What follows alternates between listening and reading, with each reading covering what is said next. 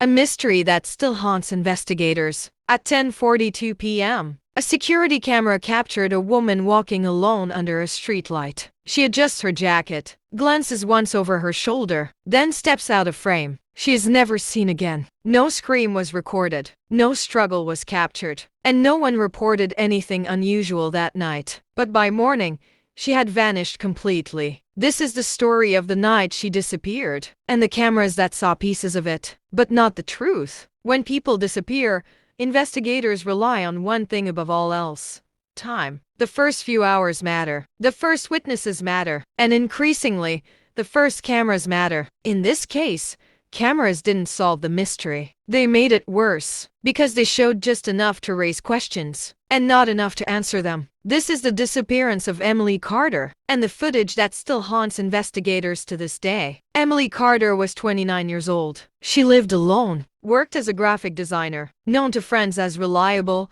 cautious, and routine-driven. She didn't party late, didn't disappear without warning, and she always answered messages. On the evening of September 12th, Emily followed her routine, until she didn't. Camera source: apartment building lobby camera. At 9:58 p.m., Emily is seen exiting her apartment building. She's wearing jeans, sneakers, and a dark jacket. No visible distress. No one appears to be following her. She pauses near the door as if checking something on her phone, then leaves. This is the last confirmed image of Emily Carter alive. Investigators initially assumed she went for a short walk. She never returned. Camera source: city street camera, 2 blocks away. At 10:42 p.m., a city-owned traffic camera records a lone figure under a streetlight. The image is grainy, but the clothing matches. Emily walks slowly. She looks behind her once, then disappears into a darker stretch of road where no cameras exist. Police later note,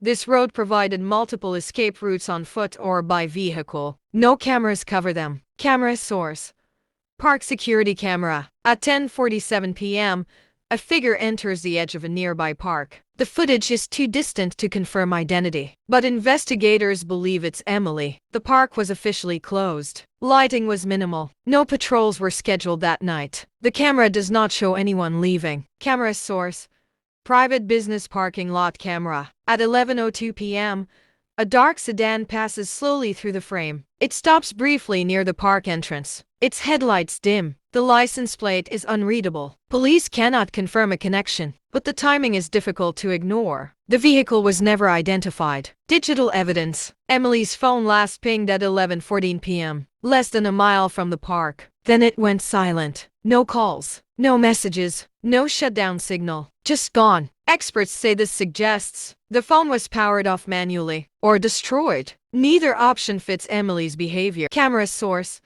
transit station camera. Investigators hoped this camera would show Emily boarding public transport. It didn't, because it wasn't recording that night. A routine maintenance gap. A coincidence? Or the worst possibly, civilian dashcam. Weeks later, a driver submits dashcam footage from that night. The clip shows a woman walking near the park around 10:50 p.m. The angle is unclear. The image is brief, but police believe it could be Emily. The driver never stopped. They didn't realize what they had until it was too late. Police body cams and drone footage. Search teams combed the park and surrounding areas. Dogs lost a scent near a service road. Drones found nothing. No clothing, no belongings, no signs of a struggle. It was as if Emily had vanished between camera frames. Police briefly explored the idea that Emily left voluntarily, but she left money behind. Her passport was at home. She missed work the next day. Friends say she was planning a trip weeks later, not disappearing that night. The theory was abandoned. Months passed, then years. No arrests, no remains, no confirmed sightings. The footage is still reviewed,